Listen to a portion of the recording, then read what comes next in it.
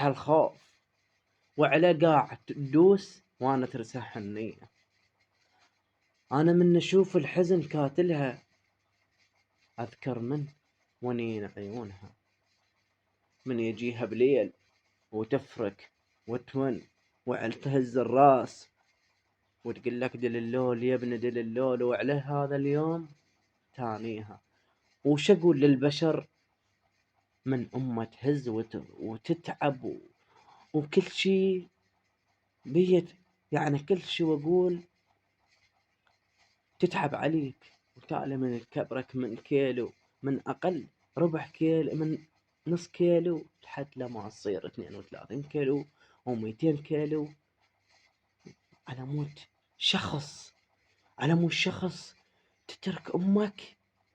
لا، حسبي الله ونعم الوكيل، حسبي الله ونعم الوكيل على هيج بشر.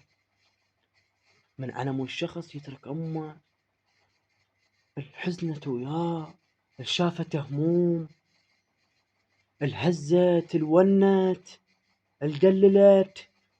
وقبل مو مثل هسه، قبل وين كانت هسه تكرمون؟ قبل وين اكو هيج حفاضات، وين اكو هيج دكاترة من يسخن تخلي وصله على راسه.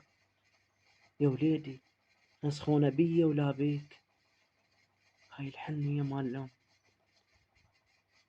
ومن ينشمر، من ينشمر حسبولك هي مشمورة، حسبولك هي مريضة.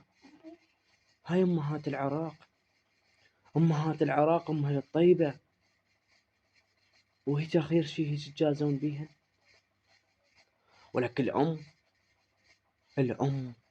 الأم تترك الشخص وتروح تبوس أمك، ما تشوف رجليها من جوا الحجر، من جوا حجر رجليها، وتترسى حنية، لأن هي ننطتك الشخصية.